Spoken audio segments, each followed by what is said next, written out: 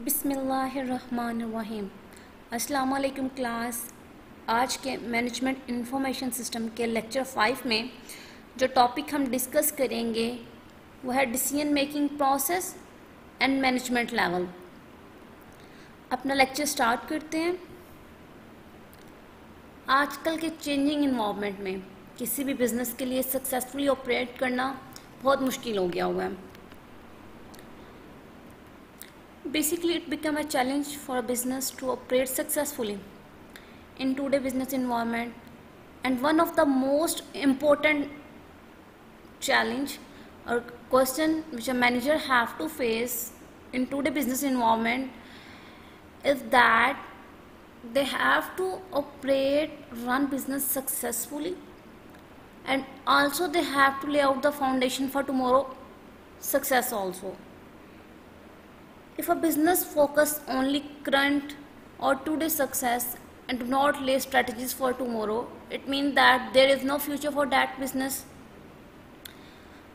अगर बिजनेस अपनी current policies, current procedure या करंट सक्सेस पे ही फोकस कर रहा है और अपनी फ्यूचर के लिए कोई प्लानिंग नहीं कर रहा, कोई स्ट्रेटजीज नहीं बना रहा, तो डैट मीन कि फ्यूचर में वो बिज़नेस सक्सेसफुल नहीं हो पाएगा। किसी भी बिज़नेस की सक्सेस के लिए स्ट्रैटेजीज आज के लिए भी बनानी ज़रूरी है, फ्यूचर के लिए भी बनानी ज़रूरी होती हैं। स्ट्रैटेजीज जो किसी भी बिज़नेस की सक्सेस में को अफेक्ट करती हैं या रोल प्ले कर रही होती हैं, उसके लिए आपको मुख्तलिफ डिसीजन लेने पड़ते हैं। और डिसीजन मेकिंग का जो प्रोसेस है बहुत चैलेंजिंग हो गया है। ये चैलेंजिंग एस्पेक्ट है मैनेजमेंट में।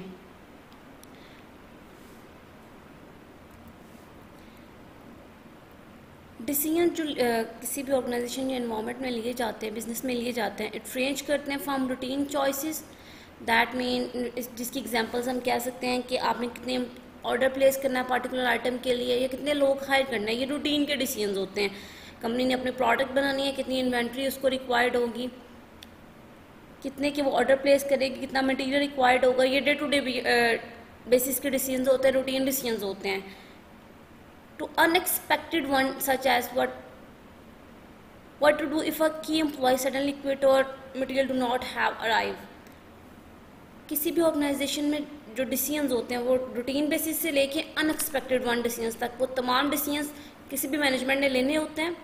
और मैनेजमेंट के लिए एक चैलेंज पोज कर रहा होता है कि आपने डेली बेसिस के डिसीजन को भी डील करना है और अनएक्सपेक्टेड सिचुएशन अगर अकर हो जाती है तो उसके साथ कैसे डील करना है। In today environment massive volume information available होते हैं। मैनेजर के लिए बहुत ज़्यादा चैलेंजिंग हो जाता है डिसीजन लेना, क्योंकि उसे लार्ज क्वांटिटी ऑफ इन्फॉर्मेशन को एनालाइज करना पड़ता है, कम्प्लेक्स डिसीजन लेने पड़ते हैं और with in short period time frame के अंदर उसे वो डिसीजन लेने पड़ते हैं। तो डिसीजन मेकिंग किसी भी मैनेजमेंट के लिए एक चैलेंज बन जाता है।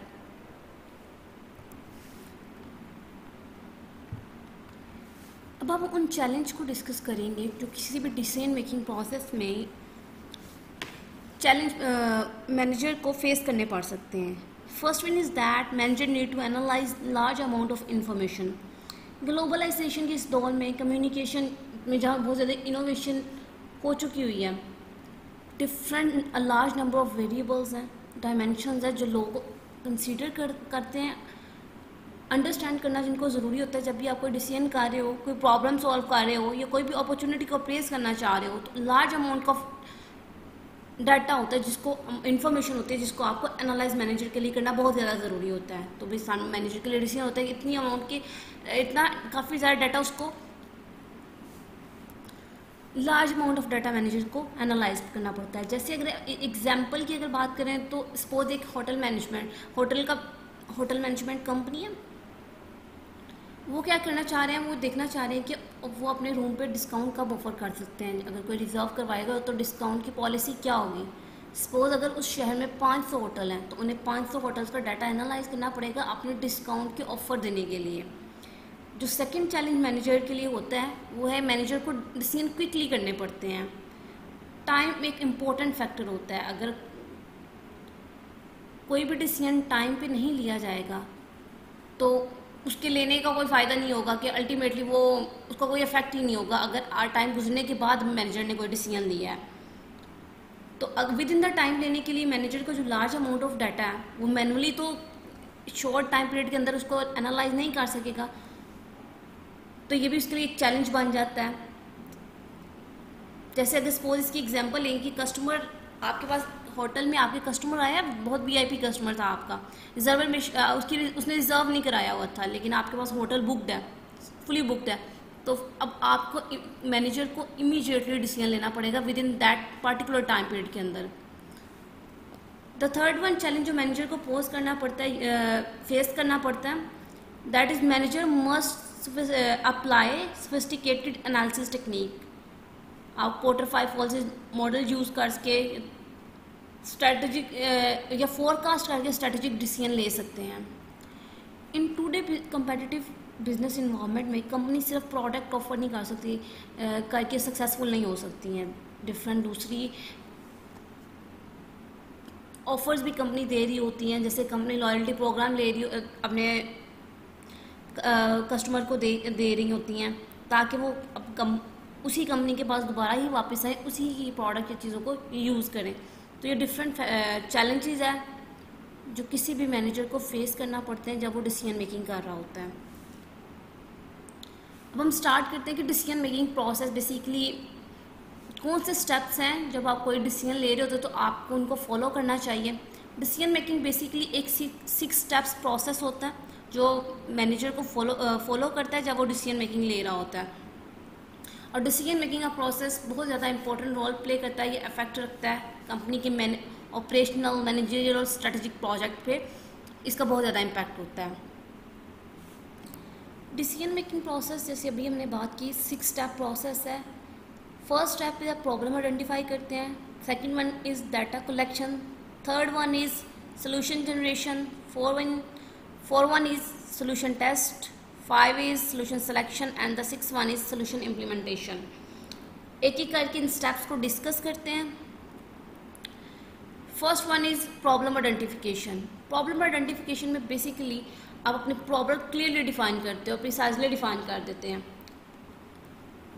आप ये आइडेंटिफाई करते हो आपकी प्रॉब्लम है क्या। जैसे अगर एक प्रोडक्ट है, उसने आइडेंटिफाई किया कि कंपनी ने आइडेंटिफाई किया कि कस्टमर उसकी प्रोडक्ट से हैप्पी नहीं है, खुश नहीं है। जब वो प्रोडक्ट खरीदते हैं तो 30 दिन के बाद वो उसको रिटर्न करना चाह रहे होते हैं, वापस करना चाह रहे होते हैं कंपनी की पॉलिसी के थ्रू कि इसको वापस ले लें, हम आपके प्रोडक्ट से खुश नहीं हैं। तो कंपनी ने प्रॉब्लम आइडेंटिफाई कर ली कि लोग या उसके कस्टमर उसके प्रोडक्ट से खुश नहीं हैं। तो सेकंड स्टेप में डाटा कलेक्शन में आप प्रॉब्लम से रिलेटेड डाटा कलेक्ट करते हो। बेसिकली इसमें डिफरेंट क्वेश्चंस का आंसर कर रहे होते हो आप, who, what, when, where, why and how, ये तमाम क्वेश्चन होते हैं जिनके बारे में आप डाटा कलेक्ट कर रहे होते हो, इनका आंसर्स ऑब्टेन करने की कोशिश कर रहे होते हो आप। बेसिकली आप इसमें डाटा कलेक्शन में एक चीज़ जो बेसिकली करनी चाहिए कि इसमें फैक्ट्स इकट्ठे करने चाहिए, र्यूमर्स या ओपिनियन नहीं प्रॉब्लम के बारे में इकट्ठी करनी चाहिए। प्रॉब्लम आइडेंटिफाई कर ली, प्रॉब्लम के बारे में र्यूमर्स नहीं इकट्ठी करनी, लोगों की ओपिनियन नहीं लेनी है कि उनका प्रॉब्लम के बारे में क्या ख्याल है, आपने फैक्ट्स इकट्ठे करने होते हैं। जैसे अभी हमने फॉर एग्जांपल की बात की कि कस्टमर हमारी प्रोडक्ट से हैप्पी नहीं थे, तो आपने डिटेल इकट्ठी करनी है प्रॉब्लम से रिलेटेड, प्रोडक्ट से रिलेटेड और कस्टमर से रिलेटेड, कि प्रोडक्ट के बारे में इन्हें क्या प्रॉब्लम आ रही है और कस्टमर कौन कौन से जिनको उनके प्रॉब्लम के बारे में मसला आ रहा है। तो third one step is solution generation. इसमें जितने भी पॉसिबल सोल्यूशन अवेलेबल हो सकते हैं उस प्रॉब्लम को सॉल्व करने के लिए वो तमाम इसमें फाइंड आउट कर लिए जाते हैं। इसमें आइडियाज़ भी जो लग रहा होता है कि ये हेल्पफुल होंगे, वो आइडियाज़ भी आप उसमें इंक्लूड कर लेते हैं। जैसे एग्जांपल अभी जो हम उसी को कंटिन्यू करते हैं कि कस्टमर हमारी प्रोडक्ट से कुछ नहीं है, उसको वापस करना चाह रहे हैं, कंपनी के पास क्या ऑप्शन अवेलेबल है, उन्हें कहे कि अलो कर दे रिटर्न, क्या हम उनसे रिटर्न ले लेंगे, प्रोडक्ट उनसे वापस ले लेंगे, एक ऑप्शन तो ये है। दूसरी ऑप्शन क्या अवेलेबल है कि कंपनी कहे कि हम आपकी प्रोडक्ट वापस नहीं लेंगे, अब प्रोडक्ट जो आपने ख़रीद लिया हम उसको वापस नहीं लेंगे। थर्ड ऑप्शन क्या है कि कंपनी उन्हें ये भी कह सकते हैं कि आप प्रोडक्ट वापस कर लें और इसके एक्सचेंज में हम आपको नए प्रोडक्ट दे देते हैं, स्विच ऑफ कर लेते हैं, अपनी प्रोडक्ट स्विच कर लो, अपनी जो प्रोडक्ट आपने हमारी खरीदी है। कुछ कंपनीज में पॉलिसीज होती है कि अगर उसके प्रोडक्ट ख़राब हो जाए तो आप जो प्रोडक्ट आपने ली हुई है उसको वापस करके नए प्रोडक्ट ले सकते हो, तो या ये ऑप्शन दे लें। ये हमने सोल्यूशन जनरेशन में जो भी पॉसिबल सोल्यूशन होंगे वो दे देने हैं। फॉर वन इज़ दैट कि वो जो सोल्यूशन हमने स्टेप 3 में आइडेंटिफाई कर लिए थे, अब उनको एवेल्यूएट करना है। किन टर्म में एवेल्यूएट करना है? In term of feasibility. Feasibility के टर्म इनके आइदर ये हम एक्चुअली में इसको परफॉर्म कर सकते हैं कि नहीं कर सकते, ये जो सोल्यूशन एक्चुअल भी इस पर अमल किया जा सकता है या नहीं किया जा सकता। सूटेबिलिटी मीन दैट कि आइदर ये सोल्यूशन जो हमने आइडेंटिफाई किया है, जो सोल्यूशन हम पॉसिबल बताए हैं, ये परमानेंट फिक्स है या टेम्परेरी फिक्स है उस प्रॉब्लम को सॉल्व करने के लिए। परमानेंट सोल्यूशन है या टेम्परेरी सोल्यूशन है वो करेंगे, वो आइडेंटिफाई कर लेंगे। एक्सेप्टेबिलिटी इन टर्म दैट कि जितने भी जो पार्टिसिपेंट हैं, जो कस्टमर हैं, उनके लिए सोल्यूशन सबके लिए एक्सेप्टेबल होगा कि नहीं होगा, वो भी इसको देख लेंगे, एक्सेप्टेबिलिटी देख लेंगे। 5 स्टेप में हम क्या करते हैं कि जो सोल्यूशन हमने आइडेंटिफाई ऊपर कर लिए थे, एवेल्यूएट भी कर लिए थे। स्टेप 3 में हमने सोल्यूशन आइडेंटिफाई किए, जो भी पॉसिबल सोल्यूशन थे। स्टेप 4 में उन सब सोल्यूशन को एक दूसरे के साथ एवेल्यूएट कर लिया। स्टेप 5 में उनमें से जो सबसे बेस्ट ऑप्शन होगी अवेलेबल प्रॉब्लम को मीट करने के लिए, उसको सिलेक्ट कर लेंगे। जो बिजनेस की नीड प्रॉब्लम से मीट कर रही होगी वो सोल्यूशन हमने सेलेक्ट कर लिया। जैसे अभी हम एग्जांपल को कंटिन्यू करेंगे कि हमारे पास 3 सोल्यूशंस थे। एक तो ये था कि कस्टमर को कहें कि वो प्रोडक्ट वापस कर दें, सेकंड के उनको कहें कि हम वो प्रोडक्ट वापस नहीं लेंगे, थर्ड वन कि उन्हें कहें कि वो एक्सचेंज कर देंगे हम उनको प्रोडक्ट। हमें जो बेस्ट सोल्यूशन लगा, हमने कहा हम उनसे कहेंगे आप हमारी प्रोडक्ट हमें वापस कर दो। तो हम एक ऑप्शन हमने जो बेस्ट लग रही होगी उसको सेलेक्ट कर लेंगे। देन द लास्ट स्टेप क्या है कि आप वो डिसीजन जो आपने ले लिया है उसको इम्प्लीमेंट कर दो, सोल्यूशन को इम्प्लीमेंट कर लो। सोल्यूशन इम्प्लीमेंटेशन में हम जब इम्प्लीमेंट कर देंगे तो देखेंगे कि आइदर हमारी प्रॉब्लम सॉल्व हो गई है कि नहीं हो गई। अगर प्रॉब्लम सॉल्व होगी दैट मीन कि जो डिसीजन हमने किया था वो करेक्ट था, वो सही था। लेकिन अगर प्रॉब्लम सॉल्व नहीं हुई दैट मीन कि जो डिसीजन लिया था वो इनकरेक्ट था, फिर प्रोसेस दोबारा से बिगेन, दैट मीन कि फिर दोबारा से डिसीजन लेंगे, यही स्टेप फॉलो करेंगे।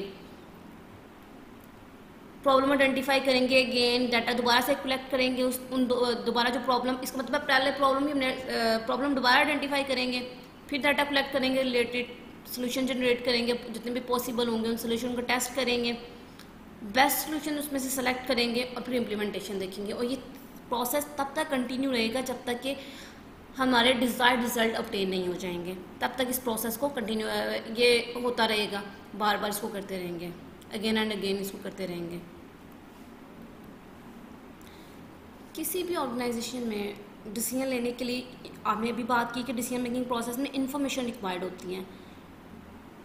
तो किसी ऑर्गेनाइजेशन कल्चर में, किसी भी ऑर्गेनाइजेशन के स्ट्रक्चर्स में डिफरेंट मैनेजमेंट लेवल होते हैं। हर मैनेजमेंट लेवल के लिए डिफरेंट टाइप की इंफॉर्मेशन रिक्वायर्ड होती है जो हेल्प आउट करती है उसे डिसीजन मेकिंग में, प्रॉब्लम सॉल्विंग में, अपॉर्चुनिटी कैप्चरिंग में। अब हम डिस्कस करेंगे डिफरेंट मैनेजमेंट लेवल जो किसी भी ट्रेडिशनल ऑर्गेनाइजेशन में होते हैं और उनको किस टाइप की इंफॉर्मेशन रिक्वायर्ड होती हैं अपनी प्रॉब्लम सॉल्विंग के लिए या डिसीजन मेकिंग के लिए। मैनेजमेंट के बेसिकली 3 लेवल होते हैं, स्ट्रेटजिक लेवल होता है, मैनेजरियल लेवल होता है और ऑपरेशनल लेवल होता है। Number 1 is operational level. Operational level पे एम्प्लॉय बेसिकली वो एक्टिविटीज़ परफॉर्म कर रहे होते हैं, कोर बिजनेस एक्टिविटी परफॉर्म कर रहे होते हैं जो डे टू डे ऑपरेशन को रन करने के लिए ज़रूरी होती हैं। ऑपरेशनल डिसीजन बेसिकली अफेक्ट करते हैं कि फर्म जो डे टू डे बेसिस पे कैसे रन करेगी। ये तमाम जो डे टू डे बेसिस वाले फंक्शंस जो होते हैं, एक्टिविटीज़ होती हैं, ये ऑपरेशनल मैनेजर की डोमेन में आते हैं जिसको सुपरवाइज़र या स्टाफ मैनेजर भी कहते हैं। ये कस्टमर से बहुत क्लोज रिलेशनशिप में होता है और नॉन मैनेजरियल स्टाफ से भी इसकी बहुत ज़्यादा क्लोज रिलेशनशिप होता है, की रोल उसमें प्ले कर रहा होता है। ऑपरेशनल डिसीजन बेसिकली इनको स्ट्रक्चर्ड डिसीजन भी कहा जाता है। स्ट्रक्चर्ड डिसीजन इस वे में कहा जाता है कि अगर कोई प्रॉब्लम अराइज होती है या डिसीजन मेकिंग करनी है किसी भी डिफ़िकल्टी या प्रॉब्लम से रिलेटेड, तो उसके लिए सॉल्यूशन अवेलेबल होते हैं। प्रोसेस एस्टेब्लिश किया, एक एस्टेब्लिश प्रोसेस होता है जिसके थ्रू जिसको फॉलो करके आप डिफरेंट सोल्यूशन आपको ऑफर किए जाते हैं। क्योंकि इसमें जो एक्टिविटीज़ होती हैं decision, structured decision basically repetitive decision होते हैं, फ्रीक्वेंटली डिसीजंस लिए जाते हैं रिपीटिव इन नेचर्स होते हैं। बेसिकली ये अफेक्ट कर रहे होते हैं शॉर्ट टर्म बिजनेस स्ट्रेटजीज को अफेक्ट कर रहे होते हैं, जैसे रीऑर्डर करना, इन्वेंट्री का अगर कम हो गया दोबारा उसको रीऑर्डर करना, प्रोडक्शन स्केजुअल, वीकली प्रोडक्शन के स्केजुअल्स बनाना, एम्प्लॉय की स्टाफिंग क्रिएट करना, ये तमाम डेली या रूटीन बेसिस के काम होते हैं। तो ऑपरेशनल लेवल्स में ये तमाम डे टू डे बेसिस पे ऑपरेशन या फंक्शन को परफॉर्म किया जा रहा होता है और स्ट्रक्चर डिसीजन लिए जा रहे होते हैं जब आपके पास सोल्यूशन, पोटेंशियल सोल्यूशन अवेलेबल होते हैं basically. The next level is managerial level. Managerial level में एम्प्लॉय बेसिकली एवेल्यूएट कर रहे होते हैं कंटिन्यूस बेसिस पे कंपनी के ऑपरेशंस को, ताकि फर्म की एबिलिटी इंक्रीज़ की जा सके आइडेंटिफाई करने की, अडेप्ट करने की या लेवरेज करने की जो चेंज अकर हो रहा है इन्वायरमेंट में, उसके साथ आप कॉप अप कर सको, उसके साथ अलाइन किया जा सके।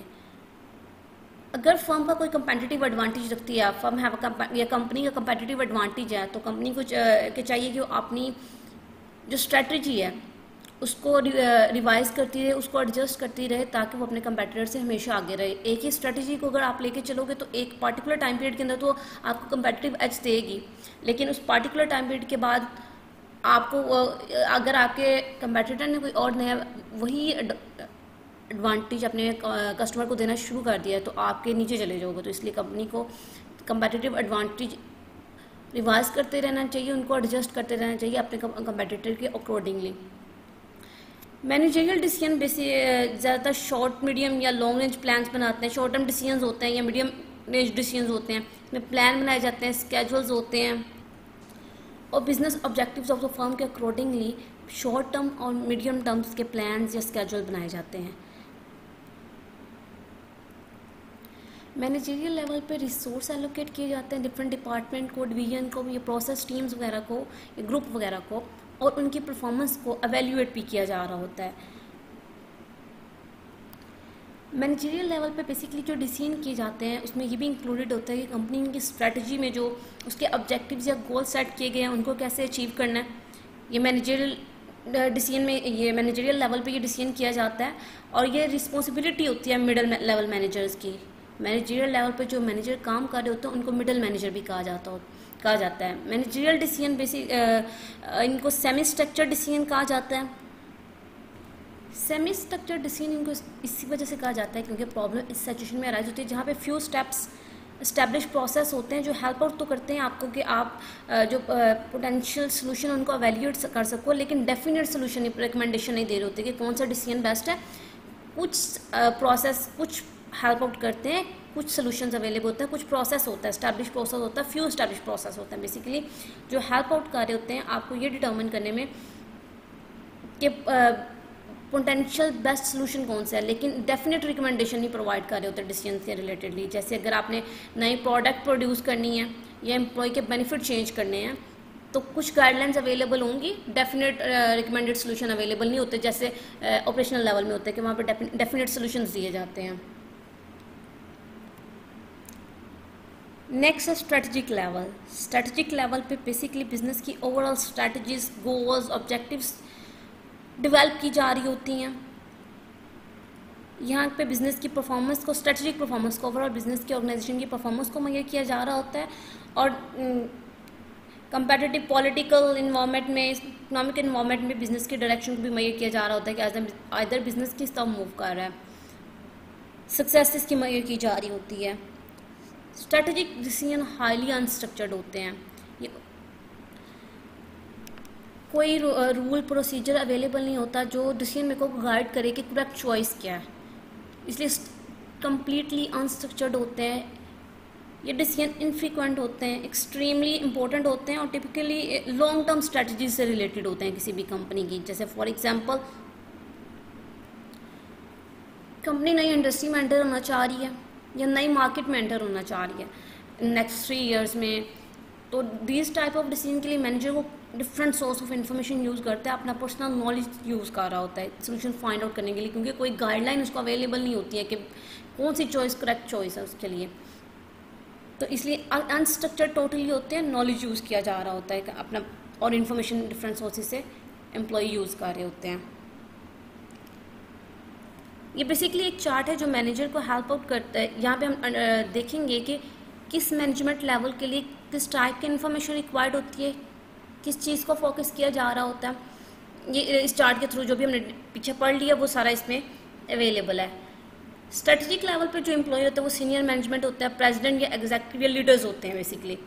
मिडल लेवल पे, मैनेजरियल लेवल पे मिडल मैनेजर्स होते हैं, डायरेक्टर्स या मैनेजर इनको कह रहे थे, मिडल मैनेजर्स भी इनको कहा जाता है। और ऑपरेशनल लेवल पे लोअर मैनेजमेंट होते हैं, ये डिपार्टमेंट के हेड हो सकते हैं, सुपरवाइजर वगैरह हो सकते हैं। फोकस की अगर बात करें तो स्ट्रेटेजिक लेवल पे ये एक्सटर्नली फोकस कर रहे हैं, ये इंडस्ट्री को देख रहे होते हैं, दूसरी कंपनी या कंपेटिटर वगैरह को आइडेंटिफाई कर रहे होते हैं, क्रॉस कंपनीज के देख रहे होते हैं, कंपेटिटर्स क्या है, उनकी क्या पॉलिसीज़ वगैरह उनको देख रहे होते हैं।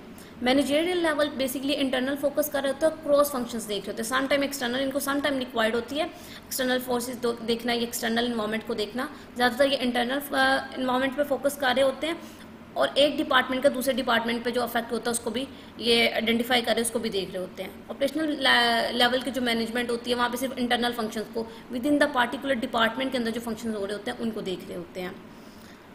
स्ट्रेटजिक लेवल पे जो डिसीजन किए जाते हैं वो लॉन्ग टर्म होते हैं, लॉन्ग ईयरली बेसिस पे मल्टी ईयर्स के लिए डिसीजन किए जाते हैं। मैनेजरियल डिसीजन शॉर्ट टर्म या मीडियम टर्म रेंज में होते हैं, या मंथली और ईयर वाइज भी किए जा सकते हैं। ऑपरेशनल लेवल पे जो डिसीजन किए जाते हैं वो डे टू डे अफेयर से रिलेटेड होते हैं, शॉर्ट टर्म डिसीजंस होते हैं। स्ट्रेटजिक लेवल के जो डिसीजन होते हैं वो अनस्ट्रक्चर्ड होते हैं, नॉन रिकरिंग होते हैं, नॉन रिपीटिंग होते हैं।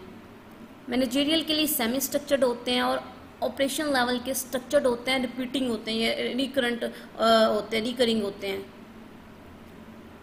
किस टाइप की इंफॉर्मेशन रिक्वायर्ड है तीनों लेवल ऑफ मैनेजमेंट के लिए?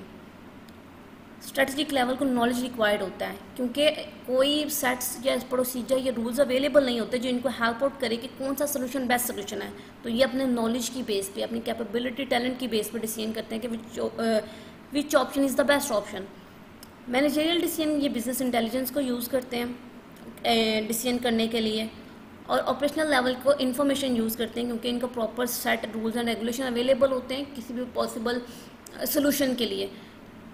तो ये इन्फॉर्मेशन को यूज़ कर रहे होते हैं कोई भी डिसीजन मेकिंग करने के लिए। स्टूडेंट, ये था आज का लेक्चर, उम्मीद है कि आपको समझ आई होगी। Thank you so much.